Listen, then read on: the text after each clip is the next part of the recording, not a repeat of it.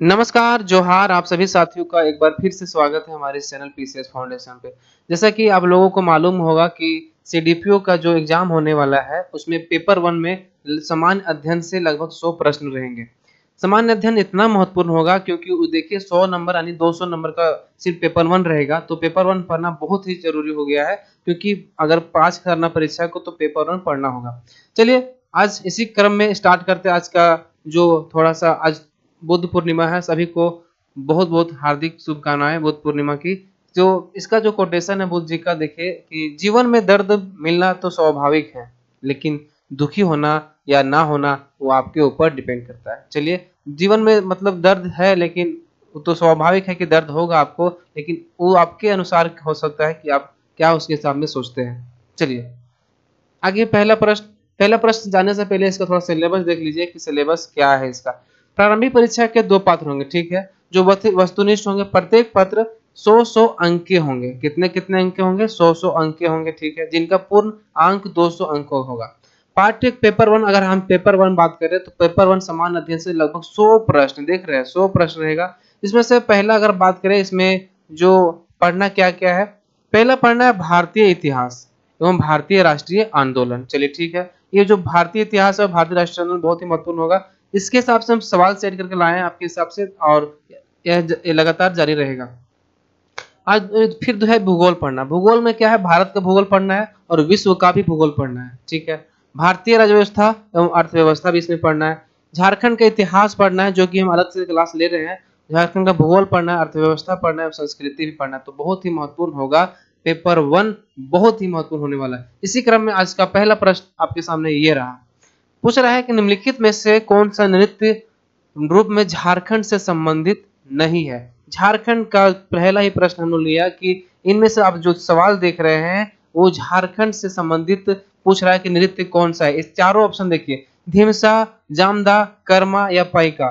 तो आप जान रहे होंगे कि धमसा इसमें बिल्कुल आंसर नहीं होगा। हमारा जामदा जो होता है, ये जामदा झारखंड संबंधित नृत्य है। आप कर्मा सुनेंगे, कर्मा भी झारखंड संबंधित है, पाइका भी संबंधित है। चलिए इसी का थोड़ा डिस्क्रिप्शन देखते हैं क्या है। धिमसा जो है आंध्र प्रदेश का एक आदिवासी नृत्य है। धिमसा कहाँ का नृत्य है? तो आंध्र प्रदेश का आदिवासी नृत्य है। झारखंड में लोक और आदिवासी नृत्य जैसे कि जामदा, जननी, झूमेर, डोमकच, कर्मा, लहसुआ, झुमता, फगुआ, पाइका, छऊ, फिरकल, मुंडारी और संथाली है। आप लोग पढ़े भी होंगे झारखंड में ये जो जितना आप देख रहे हैं डोमकच, कर्मा, ये सब शादी संबंधित है, कर्मा संबंधित है, ये बहुत ही महत्वपूर्ण होता है। धिमसा जो अब इसका सवाल था कि निम्नलिखित में से कौन सा नृत्य झारखंड राज्य से संबंधित नहीं है? तो ये धमसा जो है ये झारखंड राज्य से संबंधित नहीं है। कहाँ से है? तो आंध्र प्रदेश से है। चलिए आगे बढ़ते हैं। दूसरा सवाल है निम्नलिखित में से हड़प्पा सभ्यता का कौन सा पूर्व स्थल बोलन दर्रे कहाँ पे? बोलन दर्रे के पास स्थित है। जो हड़प्पा सभ्यता का कौन सा पूर्व स्थल है जो बोलन दर्रे के पास स्थित है? बताइए आप लोग। ये जो है ना हमारा मेहरगढ़, जो इसका आंसर सही हो जाएगा कि मेहरगढ़ जो है बोलन दर्रे के पास स्थित है। थोड़ा इसके बारे में जानते हैं। चलिए, मेहरगढ़ एक हड़प्पा स्थल है और एक नौपाषाण कालीन भी स्थल है, ठीक है? जो बलूचिस्तान जो पाकिस्तान के कांची मैदान पर बोलन दर्रे जिसे बोलैंड नदी के पश्चिमी तट पर स्थित है। कहाँ पे है? कांची मैदान के बोलन दर्रे यानी बोलैंड नदी के पश्चिम तट पर स्थित है। इसकी जो खोज हुआ था ना 1974 में जीन फ्रांकोइस जारिगे और कैथरीन जारिगो ने की थी। नौपाषाण कालीन स्थल जो चिरांद बिहार में पड़ता है, नौपाषाण काल से संबंधित है चिरांद, ठीक है? गुफा कराल जो है जम्मू कश्मीर में है। कोल्डिवा कहाँ? उत्तर प्रदेश। चिरांद बिहार, गुफा कराल जम्मू कश्मीर और कोल्डिवा उत्तर प्रदेश में है। चलिए आगे पढ़ते हैं। बहुत ही मस्त, बहुत अच्छा लगेगा पढ़ के, आप बस अंत तक बने रहिएगा। आगे बढ़ते हैं। निम्नलिखित में से कौन सा वेद सबसे प्राचीनतम रूप है? सबसे सबसे प्राचीनतम वेद इनमें से पूछा है, कौन सा है? तो बता सकते हैं हमारे साथ ही। आप लोगों को मालूम होगा, नहीं भी मालूम होगा तो बहुत ही मजा आने वाला है इस क्लास में। इसका जो सबसे प्राचीनतम है ये कौन सा हो जाएगा आपका? ऋग्वेद जो है सबसे प्राचीनतम रूप है। वेद का सबसे प्राचीनतम रूप है ऋग्वेद। इसके बारे में थोड़ा जानते हैं कि क्या है ऋग्वेद। ऋग्वेद सबसे प्राचीन वेद है, ठीक है? ऋग्वेद एक प्राचीन भारतीय पाठ संग्रह है जो ऋग्वेदिक देवताओं को समर्पित है। जो ऋग्वेदिक देवताओं को यह समर्पित है। कौन? ऋग्वेद। जिसमें 1028 वैदिक संस्कृत मंत्र और 10,600 सूक्त संकलित करता है। ठीक है, इसमें 10 भागों में व्यवस्थित किया गया है। कितने भागों में किया गया है? तो 10 भागों में व्यवस्थित किया है, जिन्हें क्या बोलते हैं? जिन्हें हम लोग मंडल कहते हैं, कहा जाता है। चलिए आगे बढ़ते हैं, बहुत ही इंटरेस्टिंग होगा। अगला सवाल बौद्ध धर्म से है कि बौद्ध वास्तुकला में चैत्य का अर्थ निम्नलिखित में से क्या है? बताइए, जो बौद्ध वास्तुकला में चैत्य का जो अर्थ है, निम्नलिखित में से क्या इसका अर्थ होता है चैत्य का? तो बता सकते हैं इसको कि इसका जो अर्थ होता है ना चैत्य का, इसका अर्थ होता है प्रार्थना हॉल। मतलब क्या होता है? प्रार्थना हॉल। अब जानते हैं प्रार्थना हॉल क्या है? देखिए आगे बढ़ते हैं। बौद्ध वास्तुकला की 4 प्रमुख संरचनाएं हैं। ठीक है, श्राइन या प्रार्थना हॉल, श्राइन या प्रार्थना हॉल जिसको क्या बोलते हैं? चैत्य, इसे चैत्य गृह भी कहा जाता है। प्रार्थना हॉल को क्या बोलता है? चैत्य गृह भी कहा जाता है। अब मठ मतलब विहार होता है, अवशेष मतलब स्तूपों का स्तंभ और लेट्स होता है। मतलब अवशेष को क्या बोलता है? जहां पर रखा जाता है अवशेष, स्तूप बोला जाता है, और स्तंभ इसको या लेट्स है। चलिए आगे बात करते हैं। प्रसिद्ध चिकित्सक जीवक किसके द्वारा नियुक्त किया गया था? आप जानते हैं जीवक जो है किसके द्वारा नियुक्त किया गया था? बहुत ही मजा आ जाएगा पढ़ के। जीवक जो है किसके द्वारा नियुक्त किया गया था? ये जो है ना बिंबिसार के द्वारा जीवक को नियुक्त किया गया था। ठीक है, थोड़ा इसके परिचय थोड़ा जानते हैं क्या है। प्रसिद्ध चिकित्सक जीवक को बिंबिसार के दरबार में नियुक्त किया गया था। ठीक है, प्रसिद्ध जो जीवक था किसके दरबार में नियुक्त किया गया था? तो बिंबिसार के दरबार में नियुक्त किया गया था। ठीक है, इन्हें आमतौर पर चिकित्सा के राजा के रूप में भी जाना जाता है। क्या जाना जाता है? इन्हें आमतौर पर क्या जाना जाता है? चिकित्सा के राजा के रूप में भी जाना जाता है। वह 5वीं शताब्दी ईसा पूर्व में राजगीर में रहते थे। कहाँ रहते थे? तो राजगीर में रहते थे। चलिए आगे बढ़ते हैं। बहुत ही महत्वपूर्ण सवाल आगे है कि निम्न में से किसे लोकप्रिय ढंग में भारत के तोते के नाम से जाना जाता था? निम्न में से किसे लोकप्रिय ढंग में भारत के तोते के नाम से जाना जाता था? तो बताइए, तोता किसको बोला जाता था? ये तोता जो है ना हमारा अमीर खुसरो को बोला जाता था। अमीर खुसरो को बोला जाता था। क्यों बोला जाता था? सुनिए, भारत का तोता अमीर खुसरो। ठीक है, अमीर खुसरो को उर्दू कवि माना जाता था। खुसरो को क्या माना था? खुसरो को उर्दू कवि माना जाता था। वह 1263 से 1235 ईस्वी तक रहे। ठीक है, और एक सूफी कवि, संगीतकार और विद्वान थे। एक कवि भी थे, एक संगीतकार भी थे और विद्वान भी थे। कौन? अमीर खुसरो। अमीर खुसरो विभिन्न राजाओं और सुल्तानों के शाही दरबार में काम करते थे। क्या करते थे अमीर खुसरो? विभिन्न राजाओं और वहां शाही दरबार में काम करते थे। उन्हें तूती ए हिंद भी कहा जाता है। क्या कहा जाता है? तूती ए हिंद भी कहा जाता है। किनको? अमीर खुसरो को। चलिए आगे बढ़ते हैं। 7वां नंबर सवाल है आपका कि निम्नलिखित में से कौन सा भारत का पहला अंग्रेजी भाषा का समाचार पत्र था? निम्नलिखित में से कौन भारत का पहला अंग्रेजी भाषा का समाचार पत्र था? बताइए आप लोग, कौन सा था? ये जो हमारा हिक्की बंगाल गजट दिख रहा है ऑप्शन में, ये हमारा क्या था? अंग्रेजी भाषा का समाचार पत्र था। चलिए आगे बढ़ते हैं। हिक्की जो है बंगाल गजट भारत का पहला अंग्रेजी भाषा का समाचार पत्र। ठीक है, इसकी जो स्थापना हुई थी ना बंगाल गजट का 1779 में आयरसीमैन जेम्स अगस्टस की हिक्की के द्वारा उस समय ब्रिटिश भारत की राजधानी कलकत्ता में की गई थी। जो इसकी जब स्थापना हुई थी 1779 में आयरिशमैन जेम्स अगस्टस हिक्की के द्वारा, उसमें ब्रिटिश भारत की राजधानी जो थी वो कहां पर थी? वो कलकत्ता में थी। चलिए आगे बढ़ते हैं। कैसा लग रहा है? बस वीडियो अच्छा लगेगा तो भाई साहब सब्सक्राइब और लाइक जरूर कर दीजिएगा और दोस्तों के पास भी शेयर कर दीजिएगा। 9वां प्रश्न है कि अलीगढ़ आंदोलन की शुरुआत के द्वारा की गई थी। अलीगढ़ आंदोलन की जो शुरुआत हुई किसके द्वारा की गई थी? यहाँ पर किसके द्वारा की गई थी? तो ऑप्शन में जो दिख रहा होगा, क्या बता सकते हैं आप लोग? जी भी आप सही सोच रहे हैं कि इसका जो अलीगढ़ आंदोलन की शुरुआत जो है उस सैयद अहमद खान के द्वारा किया गया था। सैयद अहमद खान के द्वारा अलीगढ़ आंदोलन की शुरुआत की गई थी। अलीगढ़ आंदोलन की शुरुआत सैयद अहमद खान ने की थी। मुस्लिम समुदाय के सामाजिक, राजनीतिक, शैक्षिक पहलुओं में सुधार के उद्देश्य से एक व्यवस्थित आंदोलन। उन्होंने 1863 ईस्वी में विज्ञान और आधुनिक कला के प्रमुख कार्यों का उर्दू में अनुवाद करने के लिए साइंटिफिक सोसाइटी की स्थापना की गई। क्या? कौन सा स्थापना की? साइंटिफिक सोसाइटी की स्थापना किया गया। क्या 1863 में विज्ञान आधुनिक कला के प्रमुख कार्यों का में उर्दू में अनुवाद करने के लिए साइंटिफिक सोसाइटी की स्थापना की गई थी। चलिए आगे बढ़ते हैं। 10वां नंबर सवाल है कि निम्नलिखित में से किसने उद्देश्य प्रस्ताव पेश किया। पॉलिटी से संबंधित प्रश्न है कि निम्नलिखित में से किसने उद्देश्य प्रस्ताव पेश किया था, जिसको बाद में भारत के संविधान की प्रस्तावना के रूप में ग्रहण किया गया था। उद्देश्य प्रस्ताव किसने, आप तो सही जानते होंगे कि सही बोल रहे हैं आप लोग, ये जो जवाहरलाल नेहरू है इन्होंने ही उद्देश्य प्रस्ताव को पेश किया था।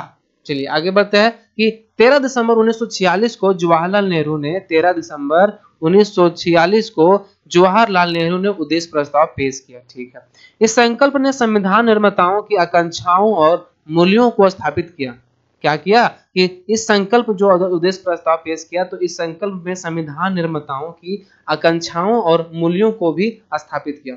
इसके तहत भारत के लोगों को सामाजिक, आर्थिक और राजनीतिक न्याय, समानता और मौलिक स्वतंत्रता की गारंटी देगी। इसमें क्या किया गया, राजनीतिक न्याय, आर्थिक समानता और मौलिक स्वतंत्रता की गारंटी दी गई। यह संकल्प जो है 22 जनवरी 1947 को सर्वसम्मति से अपनाया गया था। कब अपनाया गया था, तो 22 जनवरी 1947 को सर्वसम्मति से अपनाया गया था और संविधान की प्रस्तावना इसी पर आधारित है। उद्देश्य प्रस्ताव जो इन्होंने पेश किया था 13 दिसंबर 1946 को। अगला सवाल है कि भारतीय संविधान की कौन सी विशेषता जापान के संविधान से ली गई है। बताइए आप लोग, जापान से ली गई है क्या, बताइए आप लोग। ये जो इसका सही आंसर आप जान रहे हैं कि जापान से जो लिया गया है, विधि द्वारा स्थापित प्रक्रिया को यह जापान से लिया गया है। चलिए विस्तृत देखते हैं क्या है। कानून द्वारा स्थापित प्रक्रिया की अवधारणा जो है कहां से, जापान से लिया गया। ऑस्ट्रेलिया से क्या लिया गया, समवर्ती सूची। और यूएस से, अमेरिका से हम लोग लिए हैं मौलिक अधिकार। जापान से क्या हो गया, विधि द्वारा स्थापित प्रक्रिया लिया गया है। और ऑस्ट्रेलिया से समवर्ती सूची। और यूएस से यानी अमेरिका से मौलिक अधिकार, न्यायपालिका की स्वतंत्रता, न्यायिक समीक्षा, राष्ट्रपति पर महाभियोग, न्यायाधीशों को हटाना, उपराष्ट्रपति का पद जो क्या है यूएस से लिया गया। यूएस से बहुत ही महत्वपूर्ण हो जाएगा, मौलिक अधिकार, न्यायपालिका की स्वतंत्रता, न्यायिक समीक्षा, राष्ट्रपति पर महाभियोग, न्यायाधीशों को हटाना, उपराष्ट्रपति का पद यूएस से लिया गया। अब फ्रांस की अगर बात करें, फ्रांस से लिया गया स्वतंत्रता, समानता और बंधुत्व के गणतंत्र आदर्श दक्षिण लिया गया। दक्षिण अफ्रीका की बात करें, दक्षिण अफ्रीका में से क्या लिया गया, संशोधन की प्रक्रिया दक्षिण अफ्रीका से लिया गया। फ्रांस से क्या है, स्वतंत्रता, समानता और बंधुत्व गणतंत्र आदर्श जो है फ्रांस से। और ऑस्ट्रेलिया से समवर्ती सूची, जापान से कानून द्वारा स्थापित प्रक्रिया, और यूएस से तो बहुत सारा लिया गया है, मौलिक अधिकार, न्यायपालिका की स्वतंत्रता, न्यायिक समीक्षा, राष्ट्रपति पर महाभियोग, न्यायाधीशों को हटाना, उपराष्ट्रपति का पद। चलिए आगे के प्रश्न इसी तरह बने रहेंगे। आगे प्रश्न है कि भारतीय संविधान का कौन सा अनुच्छेद जो है, अनुच्छेद व्यवस्था करता है कि प्रत्येक भारतीय राज्य में एक राज्यपाल होगा। बताइए भारतीय संविधान का कौन सा अनुच्छेद यह व्यवस्था करता है कि प्रत्येक भारतीय राज्य में एक राज्यपाल होगा। तो आपका जो है अनुच्छेद 153 जो है ना, यह बताता है कि मतलब यह होगा कि यहाँ पर एक राज्यपाल होगा, प्रत्येक राज्य में एक राज्यपाल होगा। चलिए आगे बढ़ते हैं। इसमें बोला जाता है कि भारतीय संविधान का अनुच्छेद 53 कहता है कि प्रत्येक राज्य के एक राज्यपाल होगा। 153 याद रखिएगा। या दो से अधिक राज्यों के राज्यपाल के रूप में ही एक व्यक्ति की नियुक्ति की सुविधा भी प्रदान करता है। ठीक है, क्या करता है कि दो या दो से अधिक राज्यों की राज्यपाल के रूप में भी एक व्यक्ति की नियुक्ति की सुविधा प्रदान करता है। यानी कहने का मतलब है कि एक राज्यपाल दो राज्य का राज्यपाल हो सकता है। अनुच्छेद 152 बोलता है कि राज्य की कार्यपालिका शक्ति, अनुच्छेद 152 में क्या है कि राज्य की कार्यपालिका शक्ति। अनुच्छेद 151 में लेखा रिपोर्ट, अनुच्छेद 151 में क्या है, लेखा रिपोर्ट। अनुच्छेद 154 में राज्य की कार्यपालिका शक्ति राज्यपाल में निहित होगी। अनुच्छेद 154 कहता है कि राज्य की कार्यपालिका शक्ति राज्यपाल में निहित होगी। चलिए अच्छा लगेगा तो बस सब्सक्राइब और उसी तरह मोटिवेशन बना रहिए, और हम आगे भी बहुत बेहतरीन क्लास होने वाला है। 13वां नंबर सवाल आपके सामने है कि निम्नलिखित में से कौन से राज्यों के महाधिवक्ता की नियुक्ति करता है। निम्नलिखित में से कौन राज्यों के महाधिवक्ता की नियुक्ति करता है, बताइए आप लोग। बताइए कौन नियुक्ति करता है महाधिवक्ता की। तो अभी हम लोग बात किए राज्यपाल के बारे में बात करते हैं, तो राज्य का राज्यपाल जो है ना, वो महाधिवक्ता की नियुक्ति करता है। थोड़ा विस्तृत जानते हैं। अनुच्छेद 145 में, ठीक है, यहाँ क्या गया है, अनुच्छेद 145 में प्रत्येक राज्य का राज्यपाल राज्य के लिए महाधिवक्ता की नियुक्ति करता है। मतलब राज्यपाल जो है ना प्रत्येक राज्य के लिए एक महाधिवक्ता की नियुक्ति करता है, जो उच्च न्यायालयों का न्यायाधीश नियुक्त होने के योग्य होता है। जो क्या होता है, जो उसके अंदर योग्यता होना चाहिए कि उच्च न्यायालयों का न्यायाधीश नियुक्त होने का योग्य होता है। वह राज्य सरकार को कानूनी मामलों पर सलाह देने के लिए जिम्मेदार है। वो क्या है, राज्य सरकार को कानूनी मामलों पर सलाह देने के लिए जिम्मेदार है, जो राज्यपाल उसे संदर्भित करता है। चलिए आगे बढ़ते हैं। अगला जो सवाल आप देख रहे हैं कि निम्नलिखित में से किस खगोलीय पिंड में चारोन नामक एक प्राकृतिक उपग्रह है। मतलब ये कि निम्नलिखित में से जो देख रहे हैं, ज्योग्राफी से सवाल संबंधित है कि चारोन सुने होंगे नाम, निम्नलिखित में से कौन से खगोलीय पिंड में चारोन नामक एक प्राकृतिक उपग्रह है। बताइए आप लोग, ये जो हो जाएगा ये प्लेटो से संबंधित उपग्रह है। कौन, चारोन। चारोन इसके बारे में थोड़ा जानते हैं। प्लूटो का एक प्राकृतिक उपग्रह जिसका नाम है चारोन। चारोन को प्लूटो 1 के नाम से भी जाना जाता है। किस क्या नाम से जाना जाता है, प्लूटो 1 के नाम से भी जाना जाता है। यह बौने ग्रह प्लूटो के 5 ज्ञात प्राकृतिक उपग्रहों में सबसे बड़ा है। मतलब जो बौने ग्रह की बात करें तो प्लूटो के जो 5 ग्रह ज्ञात है ना, उनमें प्राकृतिक उपग्रहों में सबसे बड़ा ग्रह जो है चारोन है। इसका जो औसत त्रिज्या है वो 606 किलोमीटर है। कितना है औसत त्रिज्या जो है, कितना, 606 किलोमीटर है, जिसका व्यास आधा और प्लूटो का दरमियान का 8वां हिस्सा है। कितना है, 8वां हिस्सा है। आगे बात करें कि मन्नार की खाड़ी द्वारा, क्या, मन्नार की खाड़ी द्वारा कौन सा देश भारत से अलग होता है। मन्नार की खाड़ी द्वारा कौन सा देश भारत से अलग होता है, बताइए आप लोग। बहुत ही इंटरेस्टिंग सवाल है कि मन्नार की खाड़ी जानते होंगे, कौन सा देश भारत से अलग होता है, तो बताइए आप लोग। ये जो है ना, ये मन्नार की खाड़ी आप देखे होंगे, ये जो श्रीलंका है वो अलग होता है। अब हम भारत की थोड़ा नक्शा छापे तो कहाँ पे श्रीलंका है, यहाँ पे, तो कहाँ यहाँ पर कुछ होगा। तो चलिए, मन्नार की खाड़ी जो है कौन सा अलग होता है, श्रीलंका अलग होता है। तो इसके विस्तृत बारे में बात करते हैं। श्रीलंका जो है पाक जल मरुमध्य और मन्नार की खाड़ी द्वारा गठित समुद्र के एक संकीर्ण चैनल द्वारा भारत से अलग है। मतलब एक संकीर्ण चैनल है, मतलब ज्यादा पतला चैनल है। एडम पुल के जो बोलते एडम पुल ने मन्नार की खाड़ी को पाक जल मरुमध्य से अलग कर दिया। कौन, एडम की पुल ने मन्नार की खाड़ी को पाक जल मरुमध्य से अलग कर दिया। मन्नार की खाड़ी के तटीय भाग में जल निकासी व्यवस्था में वेगई, कपलार, कोहिंगुई नदी, गुंडर, वेम्बर और पेपर कल्लार और इसकी सहायक नदियां शामिल है। कौन कौन नदी शामिल है, तो देखिए, जल निकासी व्यवस्था में वेगई हो गया, कपलार, कोहिंगुई नदी, गुंडर, वेम्बर, वेपर, कल्लर, इसकी सहायक नदियां शामिल है। चलिए अगला सवाल लेते हैं।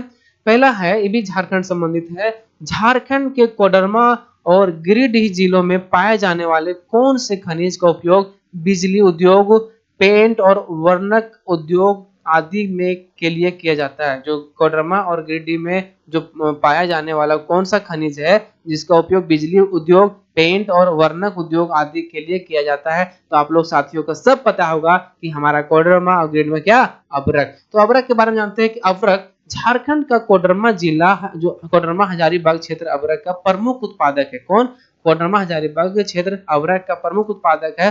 भारत अभ्रक उत्पादन का सबसे बड़ा उत्पादक है। भारत जो है अभ्रक उत्पादन में सबसे बड़ा उत्पादक है। अभ्रक की खाने मुख्य रूप से 3 राज्यों जैसे कि झारखंड, राजस्थान और आंध्र प्रदेश में पाई जाती है। कहाँ कहाँ, झारखंड हो गया, राजस्थान हो गया, आंध्र प्रदेश में अभ्रक की खान पाई जाती है। झारखंड में भारत का सर्वाधिक कोयला भंडार है। देखिए झारखंड की बात कर रहा है तो झारखंड में सबसे ज्यादा क्या है, सर्वाधिक कोयला भंडार है।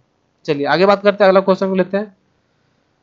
अगला क्वेश्चन है कि काली मिट्टी के बारे में निम्नलिखित में से कौन सा कथन गलत है। मतलब आप काली मिट्टी जो पढ़े होंगे उसमें बताइए कौन सा कथन गलत है। इसमें बोल रहा है कि यह दक्कन जाल के साथ पाया जाता है। बिल्कुल सही, यह जो है ना काली मिट्टी दक्कन जाल के साथ पाया जाता है। तो ये जो ऑप्शन है सही बोल रहा है, लेकिन क्या पूछा है, गलत पूछा है। इसमें नमी धारण करने की अच्छी क्षमता होती है। क्या काली मिट्टी में नमी धारण करने की क्षमता होती है भाई साहब? जी, आप बिल्कुल सोच रहे हैं कि इसमें नमी धारण करने की भी क्षमता इसमें होती है। चलिए आगे बात करते हैं। गर्म मौसम में इसमें गहरी दरारें पड़ जाती है। बिल्कुल, ये लगता है कि साला फट गया है, लेकिन समझे, ये पूरा गहरे दरारें पड़ जाती है, लेकिन इसमें फास्फोरस की मात्रा अधिक होती है। बिल्कुल गलत है कि इसमें फास्फोरस की मात्रा अधिक नहीं होती है, जबकि इसमें क्या होती है, कैल्शियम कार्बोनेट, मैग्नीशियम, पोटासियम सोने की भरपूर मात्रा होती है। चलिए आगे थोड़ा सा डिस्क्रिप्शन लेते हैं। काली मिट्टी कैल्शियम कार्बोनेट, मैग्नीशियम, पोटास और चूने से भरपूर होती है। किससे? कैल्शियम कार्बोनेट, मैग्नीशियम, पोटास और चूने भरपूर होती है, लेकिन इसमें नाइट्रोजन और फास्फोरस की कमी होती है। क्या क्या कमी होती है? नाइट्रोजन और फास्फोरस की काली मिट्टी में कमी होती है। यह मिट्टी कपास की फसल के लिए सबसे उपयुक्त होती है। फसल की मिट्टी जो है कपास के लिए सबसे उपयुक्त होती है, इसलिए इन मिट्टी को रेगुड़ या काली कपास मिट्टी कहा जाता है। इस मिट्टी को क्या कहा जाता है? रेगुड़ और काली कपास मिट्टी कहा जाता है। अंतर्राष्ट्रीय स्तर पर इसे उष्णकटिबंधीय चारनोजम यानी कि ट्रॉपिकल चारनोजम के रूप में जाना जाता है। किसको? काली मिट्टी को क्या जाना जाता है अंतर्राष्ट्रीय स्तर पर? उष्णकटिबंधीय चारनोजम के रूप में जाना जाता है। यह मिट्टी क्रेटेशियस लावा की चट्टाने से बनती है। किससे बनती है? यह मिट्टी जो है क्रेटेशियस लावा की चट्टाने से बनती है। कौन सी मिट्टी? काली मिट्टी। आगे बात करते हैं। 18 नंबर सवाल है कि बहुत ही आसान सवाल है कि 2011 की जनगणना के अनुसार भारत के निम्नलिखित में से किस राज्य में लिंगानुपात सबसे अधिक है? बताइए, 2011 में जो जनगणना हुआ था ना, सबसे ज्यादा लिंगानुपात किस राज्य में हुआ था? ये जो हमारा केरल दिख रहे हैं आप, केरल राज्य में सबसे ज्यादा जो है लिंगानुपात सबसे अधिक है।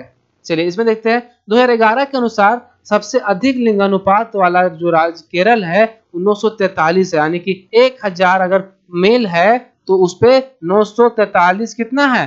फीमेल है। और सबसे कम लिंगानुपात राज्य जो है 879 है। ठीक है ना। सबसे जो जिसका हरियाणा है, हरियाणा का सबसे कम लिंगानुपात वाला जो राज्य है 879, 2011 के अनुसार बता रहे हैं हम। चलिए आगे बात करते हैं।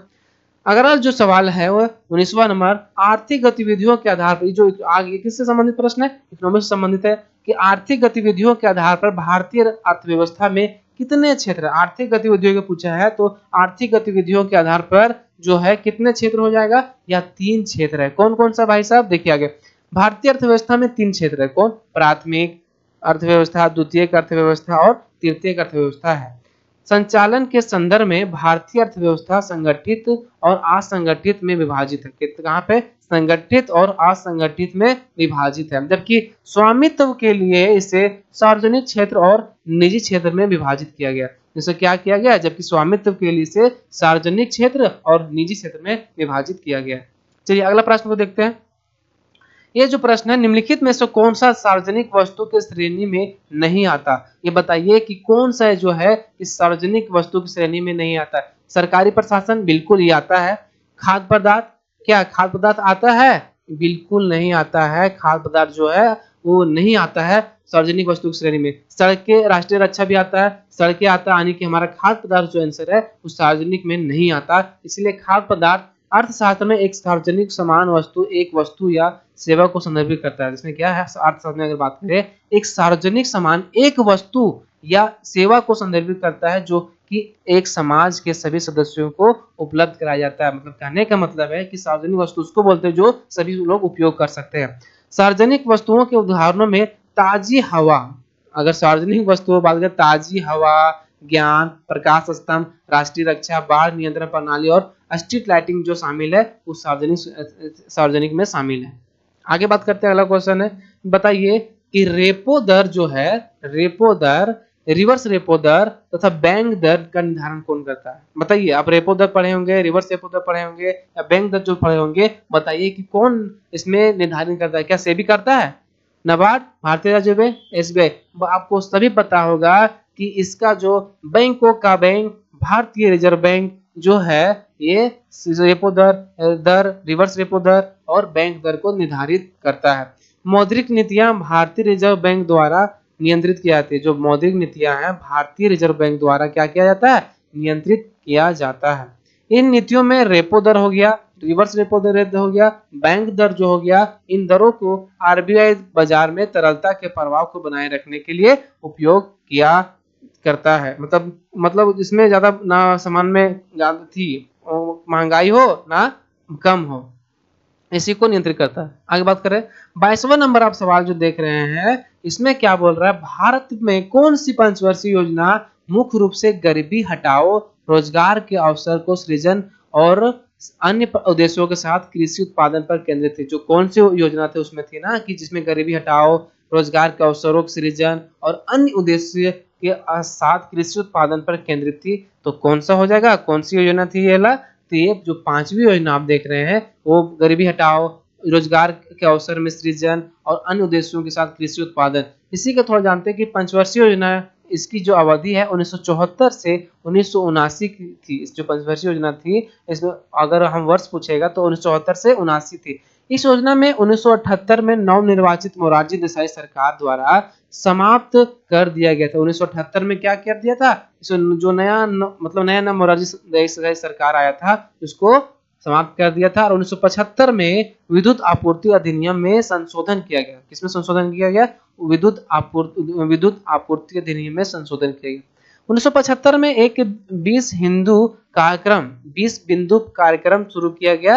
न्यूनतम आवश्यकता कार्यक्रम एमएनपी की भी शुरुआत और भारतीय राष्ट्रीय राजमार्ग प्रणाली की भी शुरुआत की। किससे शुरुआत की? 1975 में एक 20 बिंदु कार्यक्रम शुरू किया गया, न्यूनतम आवश्यकता कार्यक्रम शुरू किया गया, भारतीय राष्ट्रीय राजमार्ग प्रणाली की शुरुआत की गई। चलिए आगे बढ़ते हैं, अगला सवाल को लेते हैं कि अगला सवाल जो है ज्योग्राफी से संबंधित है। सुनामी के कारण होती है, किसके कारण होती है बताइए? सुनामी जो है किसके कारण होती है? तो ये बता सकते हैं।